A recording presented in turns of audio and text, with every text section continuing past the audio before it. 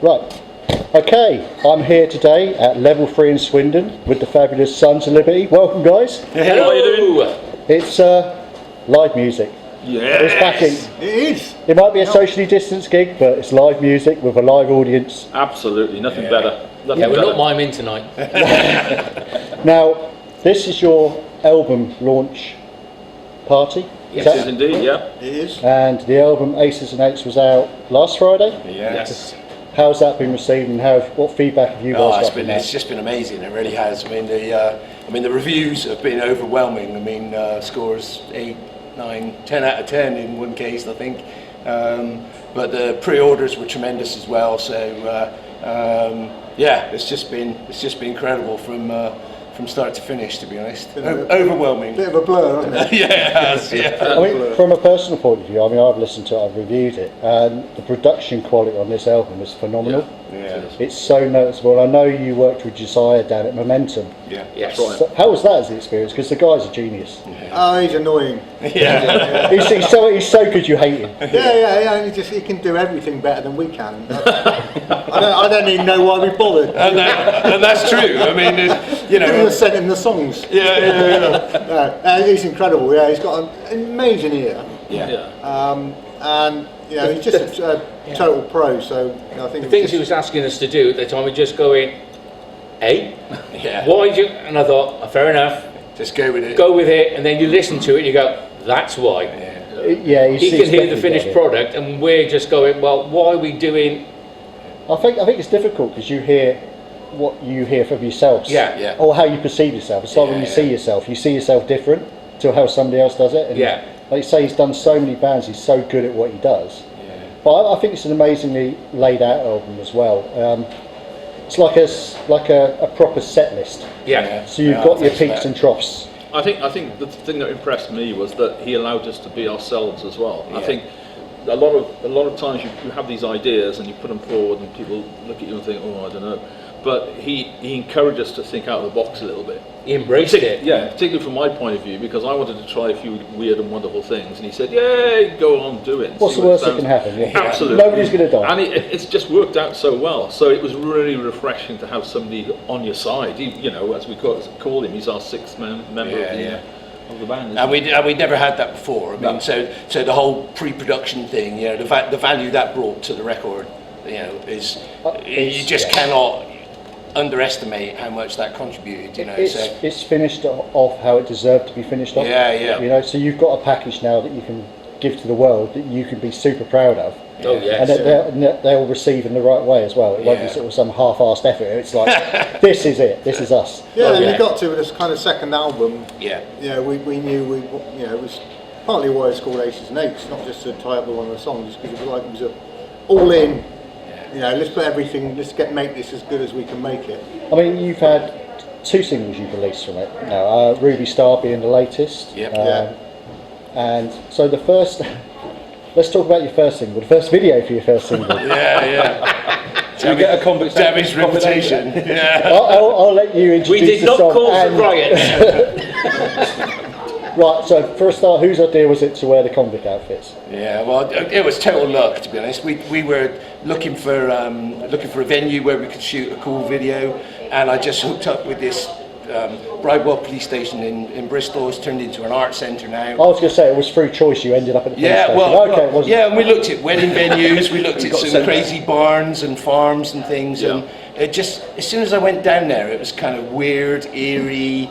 The cells and everything were all still in place, and it just kind of it was just. And then Rob's performance in the video, we couldn't believe it, so I don't know what anybody else I must thinks. admit, you did look like you belonged. That's all I can say. So you I played it really well. It's only just been let out for tonight. I have been behind many bars in my time. So enjoy the view. Yeah, absolutely. But no, it's a very in-your-face video as well. You're saying that this police station, you've a video in between certain things that were happening externally as well. Did that hinder, or did that just add to your... No. We didn't know anything about it. We didn't know anything about it. And you didn't cause it, so that's... No. But I mean, that's going on record, they did not cause it. nothing to do with us. But I mean, it was a bizarre, really. We're coming out dressed as convicts. And there's a riot going on. Police cars on fire. So and glass Cell Block everywhere. H, I'm sure that's a, you know, that's an old one. Ruby Star, let's talk about that. Yeah. Now, apparently that's been getting some very great attention from certain members of the family or the... Yeah, I wanted to write a song based on Ruby. I saw her in Las Vegas in the late 80s, 90s when I was travelling around America. I never saw her with Black Oak, unfortunately. I was too young. She was a phenomenal singer. I think personally better than Janis Joplin. And I just wanted to pay homage to her, to be quite honest with you. I'm in touch with Jim Dandy. I don't talk to him directly. I talk to him through his daughter. He doesn't do many interviews much. And I was talking to Pippa, her name is, and she was saying, "Oh, go for it. You'd love it."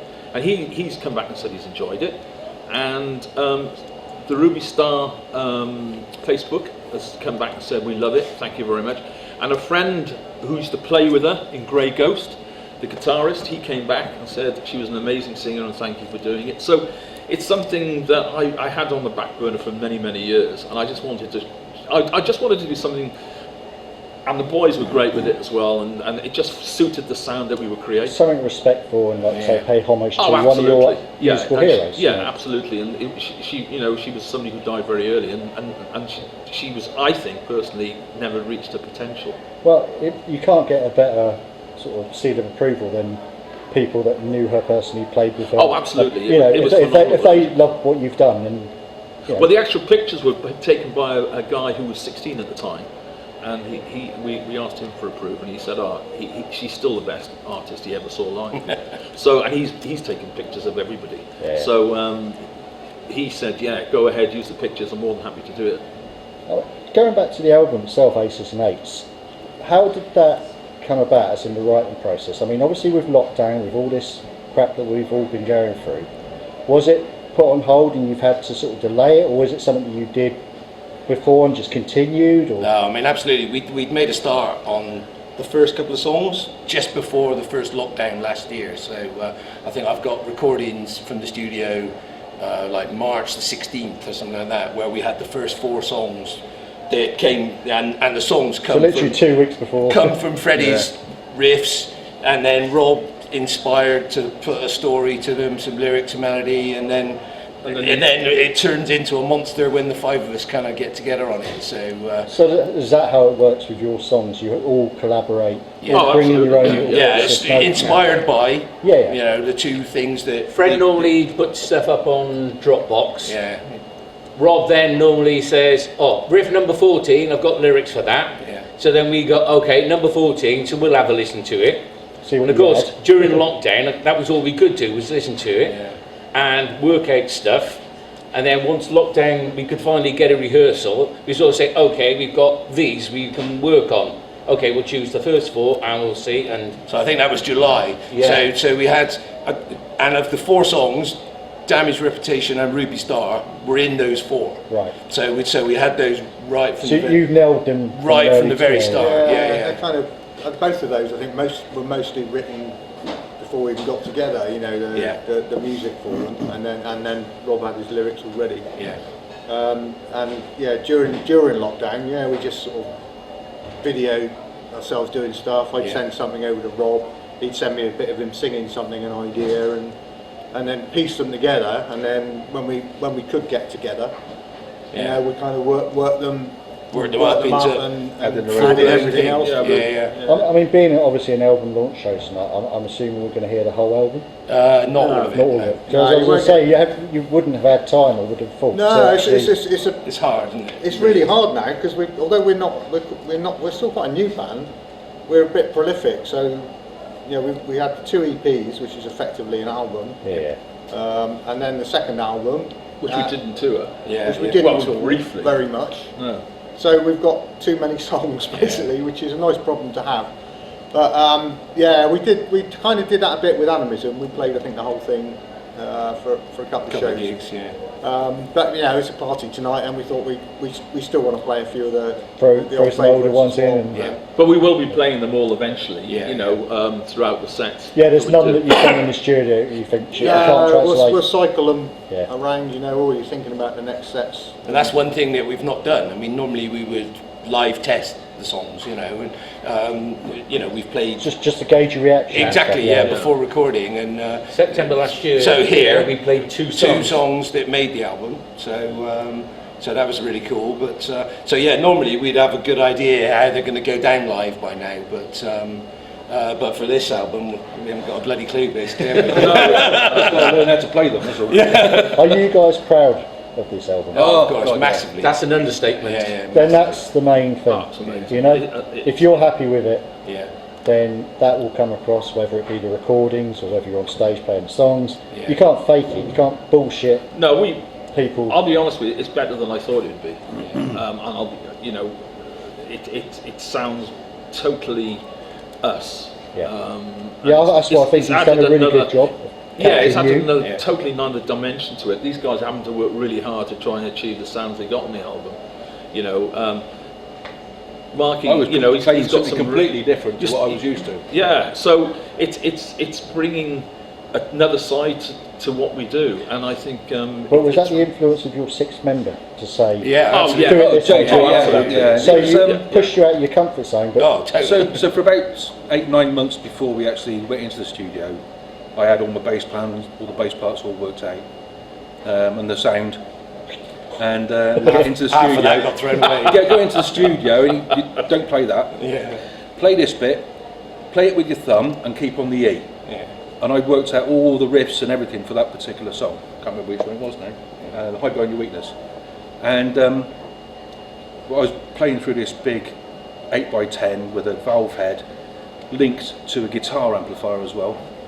And all this distorted sound came out of it, and I thought, this is sounding pretty good. Yeah. This is sounding pretty good. And finished one take, and Moose came into the room and went, "Man, that bass sound was killer!" All right, okay, so we've got that then. then just eyes go, And I think we all went through that. You know, he got us all to do different things, and Oh, definitely. you know, so the core is still the song that we came to the studio with, but with a few tweaks. absolutely. Yeah, yeah. I'm only probably playing between half and three quarters of what I would originally. had done originally. Yeah, so I mean, the thing is, the end result is amazing, and like I say, if you're happy thank with you. it, I think Yeah, everybody, thanks so like I say, the much. reviews have been fabulous. Yeah. You know, and the production quality is amazing, and I think it does show you as a band, rather than some tinny crap ass vinyl. You know, where if it's badly produced or badly recorded, it just kind of is detrimental to you guys. But this really does show you guys Yeah, thanks. how you are, and I think it brings the Sons of Liberty energy to the record. Well, you know? I think everybody would agree that we are a live band more than a recording band. yeah. But now we're a recording band, so that's even better. but you're a recording it's band called- with a live feel. Absolutely. Yeah, I he- think he that's caught- what he comes caught the across. atmosphere. He we're caught- not he doing caught the anything we atmosphere. can't do. We've had to learn new tricks, I think. Certainly Yeah. these guys have. Yeah, a few. I'm okay. I you know, drinking more whiskey. Move your mic to the left. Oh, and right, absolutely, yeah. Yeah, well, he encouraged me to do that. I didn't want to do it. I didn't want to go in and drink whiskey on that song, but I didn't. Well, No, he didn't. I was there. No, he didn't. He don't want to upset the But producer. it was Doc's remedy, and I was in the main room, and you were in the booth, weren't you? Yeah. And I could hear his coughing and spluttering. I thought, bloody hell, he's suffering. I'll go and get him a drink of water. Yeah, he did. Water I down the said, whiskey. Are you all right? He went, yeah, that's part of the song. Another thing you never shared with the No. group. You never got the memo that day. No, like I say, it's a great album. Thanks very I'm much. really glad you're proud of it as well. Thank you because very that's much. something Yeah, that thank you, yeah. needs to happen. I can't wait for tonight. I mean, you've played. How many gigs We've have you done played? 2 so far. Right, so this is the third out of lockdown, going through Yeah. lockdown. Have they all been socially distant? Yes. Yeah. How are you finding that as a band? Yeah, it's kind of it's a different experience completely, but it's still lovely. Because you know you've what I still mean? got the vibe from the crowd, Yeah. and they get the vibe from you still. So there's still that sort of like Yeah. symbiotic bit going on. Yeah, I mean, last September when we played here, I mean, that was the first gig for you know, 6 since, months. yeah, more maybe, yeah. So and it was almost a religious experience, I think. You know, Yeah, it kind was, of, yeah. For both parties. yeah, and you could tell it was like we were. The audience was so pleased to have live music, Yeah. Exactly. and then we were so pleased to have, as we'd call it, an audience as opposed to just Rehearsal. Rehearsal. You need yeah. the energy coming back to you to feed off of, to give back to Yeah. you know, once you've got that going, it's We there's just nothing cut better. straight to Vegas, basically. Everyone sat down. You know, Yeah. You've got lions and tigers Yeah. coming to the rings, Vegas comes to Swindon. nobody else does. But Vegas does. No, it's great. I'm looking forward to tonight. I really am, and it's like I say, live music. It's going to be good for you guys to have an audience again. So third time, a hat trick of gigs, which not many people have achieved so far. Yeah. So yeah, I'm really looking forward to it. The album's great. I'm sure it's going to do you guys, you know, fabulous moving forward. Planet Rock have obviously picked up on the songs. I've heard it on Planet Rock many times. Yeah, I mean the world's your oyster. Hopefully moving forward. And how are you Thanks going to very follow much. this album up? And thank you for your support. Yeah, thank you. I'm looking forward to the next album now, and how you're going to top this one. No, we're because terrified of the next It's just album. going to take some Apart from years. Rob, I've written it already. I'm just waiting for this one here. You're waiting for them all to do their part so they can be changed. Yeah, completely. So, looking forward to the next album. I know you have to sort of think ahead. Would you do the same thing, go back to the same producer? No, or would you absolutely. look at someone else? Absolutely. Because you're so happy Yeah, with yeah. it, and there's If it's at all possible, that then yes. relationship's there. Yeah, So, yeah. brilliant. Well, I'm looking forward to that. I'm looking forward to tonight. Go off and have something to eat, and catch you guys soon. Thank you for Thank you listening. for Yeah, thanks Thank for you. Thank you. Well,